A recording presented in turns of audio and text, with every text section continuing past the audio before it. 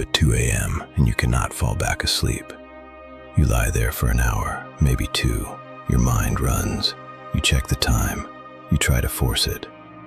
Eventually, somewhere around 4 a.m., you drift off, and then the alarm goes off 2 hours later, and you feel worse than if you had stayed awake. You assume something is wrong with you. You assume this is insomnia. You assume this is anxiety, or stress, or too much screen time, or too much coffee. You assume this because every piece of advice you have ever received about sleep treats this experience as a problem to be fixed. But there is a historian at Virginia Tech who has spent 40 years reading court documents, diaries, medical texts, and literature from across 5 centuries and a dozen languages, and he found something that the sleep medicine industry does not put in its pamphlets. What you are experiencing at 2 a.m. might not be insomnia, it might be memory. His name is A. Roger Ekirch. He was not looking for this. He was researching nocturnal life in pre-industrial Europe, the social history of night, what people did after dark, how communities organized themselves around the absence of light. He was reading legal depositions from traveling courts in 17th century England when he came across a document from 1697. The deposition of a 9-year-old girl named Jane Routh. She mentioned in passing that her mother had gone out after her first sleep. Ekirch had never heard the expression, but the way the girl used it, casually, as if describing something everyone understood, stopped him. He started looking for more. What he found over the next several years was an entire vocabulary that had vanished from the English language within 2 generations. References to a first sleep and a second sleep scattered across novels, letters, poems, diaries, court records, medical texts, and prayer books. Not hidden, not classified, simply present in the historical record in the way that ordinary things are present, unremarkable to the people who wrote them, invisible to the modern readers who came after. He eventually found more than 2,000 references in a dozen languages, going back as far as Homer's Odyssey. Virgil's Aeneid speaks of the hour that terminates the first sleep. Thucydides used the phrase. Livy, Cicero, Pliny the Elder. The pattern appears in the Dead Sea Scrolls, in 15th century French medical texts, in the journals of 17th century Puritans in New England. For most of recorded human history, the night had a middle, and people were awake in it. Here is what the pattern actually looked like. Most pre-industrial households retired between 9 and 10 p.m., when darkness and the exhaustion of physical labor made staying awake impractical. They slept for approximately 3 to 3.5 hours, what they called their first sleep. Then, somewhere around midnight or in the early hours of morning, they woke, and they stayed awake for an hour, sometimes 2. What did they do? Everything.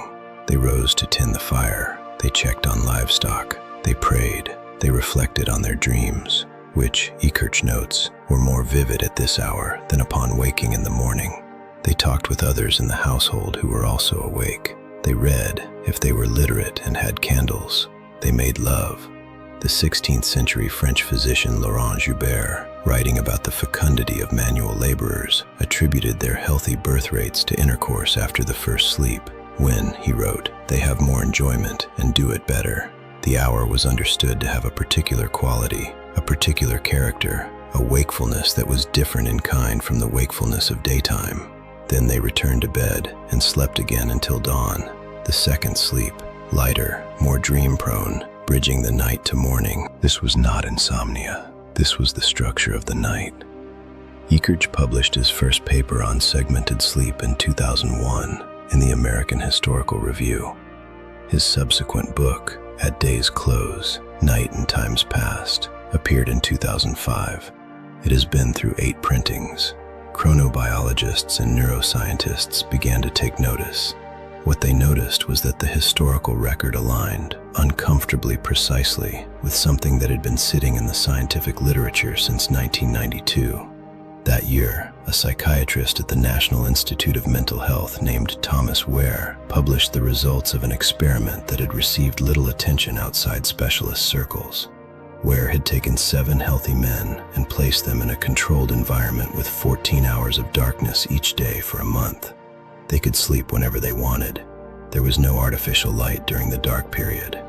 The first week, the subjects slept 11 hours. Wehr concluded they were repaying a chronic sleep debt, which is itself revealing.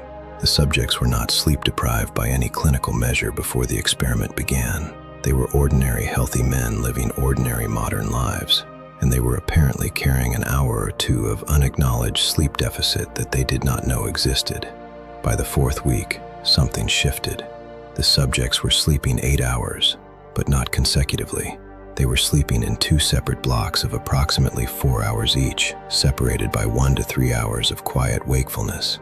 During those waking hours, Wehr measured their hormones. What he found was a distinctive profile: elevated prolactin levels, a state that researchers associate with a calm, meditative wakefulness. The subjects described the experience not as frustrating or anxious, not as insomnia, but as a period of unusual mental clarity. Wehr's conclusion: when removed from artificial light, humans spontaneously revert to a biphasic sleep pattern. The consolidated 8-hour block of sleep that modern society treats as the biological norm is not ancient. It is a product of artificial illumination.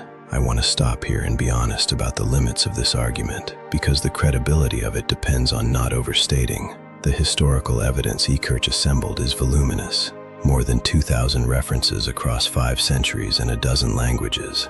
But some historians have challenged his interpretation. Janine Riviere noted that the medical manuals of the era do not discuss segmented sleep as a health recommendation, which is strange if it was truly universal. Neil Boyce at the University of London argued that some of Ekirch's sources might be describing unwanted broken sleep rather than an accepted pattern. And a 2015 study led by Jerome Siegel at UCLA studied 3 pre-industrial communities in Tanzania, Namibia, and Bolivia, groups living without electric light, and found that all 3 slept in a single consolidated block. Siegel concluded that the biphasic pattern may have been specific to the long, dark winters of higher latitudes in Europe, not a universal human baseline. Ekirch responded that Siegel's communities were equatorial, experiencing roughly equal day and night year-round, and that the historical evidence for biphasic sleep extends well beyond Western Europe. The debate is ongoing. The question is not resolved. What is not debated? The Wehr experiment produced genuine biphasic sleep in modern subjects within 4 weeks of removing artificial light. What is not debated? The historical record contains thousands of casual, unremarkable references to a first and second sleep, in sources that treat the pattern as ordinary fact. What is not debated? The transition from biphasic to consolidated sleep in Western societies coincided almost exactly with the expansion of artificial illumination. Gas streetlights in London from 1807, spreading to nearly 40,000 lamps across 200 miles of streets by 1823, followed by electric light in the late 19th century. The timeline is not ambiguous. The light changed, the sleep changed. Whether one caused the other is what remains contested. Here is the part that the sleep medicine literature tends to move past quickly. In the early 1990s, when Wehr's subjects woke at midnight and experienced that period of calm, meditative wakefulness, he had them fill out questionnaires about how they felt. They described something that does not appear in the clinical vocabulary for nocturnal wakefulness, which contains words like distress, frustration, anxiety, and insomnia. They described it as peaceful. Russell Foster, a professor of circadian neuroscience at Oxford and the director of the Sir Jules Thorne Sleep and Circadian Neuroscience Institute, reviewed Ekirch's findings and said they had informed his work as a sleep scientist. What was clear, Foster said, was that interrupted sleep was perceived as less of a problem in the past, and that modern expectations about what constitutes normal sleep create anxiety that itself disrupts sleep. David Neubauer, a specialist in sleep medicine at Johns Hopkins, put it more directly. Consolidated sleep, he said, the seamless 8-hour block, may be an artificial invention of modern life and may be inherently unstable. Consider what that means practically. The clinical definition of insomnia includes waking in the middle of the night and being unable to return to sleep promptly. Millions of people are diagnosed with this condition annually. Billions of dollars are spent on medication to treat it. The entire apparatus of sleep medicine is built around the premise that consolidated 8-hour sleep is the biological standard, and deviation from it is dysfunction. But if Ekirch's historical research and Wehr's experimental findings are correct, even partially, even in some populations, then some fraction of the people currently being diagnosed with insomnia and prescribed medication may simply be experiencing a pattern of sleep that their bodies remember and their culture has forgotten. After Ekirch's book was published in 2005, he began receiving emails from people who had read it, not scholars, ordinary people who had spent years lying awake at 2 a.m., anxious and frustrated, running through mental lists of what might be wrong with them. When they learned that this experience had a name, first sleep, and a history stretching back to Homer, something shifted. One phrase appeared in multiple emails. They felt like they had been given permission to lie quietly at 2 a.m. without panicking, permission to let the wakefulness be what it might be, rather than fighting it as a malfunction, permission to exist in the structure of the night instead of against it.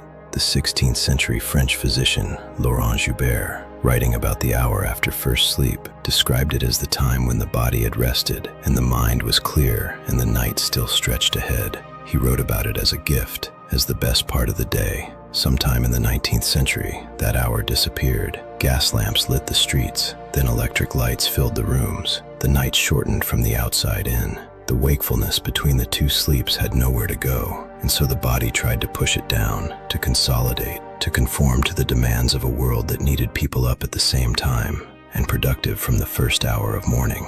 And some bodies complied, and some did not. The ones that did not were diagnosed. There is a detail that Ekirch mentions in passing that I have not been able to stop thinking about. He notes that references to the first sleep and second sleep simply stop appearing in Western literature and documentation in the 19th century. Not gradually, not controversially, they just stop, the way a word stops being used when the thing it describes no longer exists. The last references he can reliably date are from the early 1900s. William Dean Howells and William James, both writing in the early 20th century, still describe a sleep pattern that resembles the biphasic slumber of their predecessors. By the mid-20th century, the references are gone entirely. Within 3 generations, a pattern of sleep that Homer described, that Virgil wrote about, that appeared in medical texts and legal depositions and prayer books across 5 centuries and a dozen languages, had become so invisible that the people experiencing its remnants assumed they were sick, and the medical system confirmed that assumption and built an industry around treating it. The body still knows what it is doing at 2 a.m. It has been doing it for longer than any institution that has ever classified it as a disorder. What it does not know, what no one told it, is that the world it was built for no longer exists. The night used to have a middle, and people used to live there, and then the lights came on,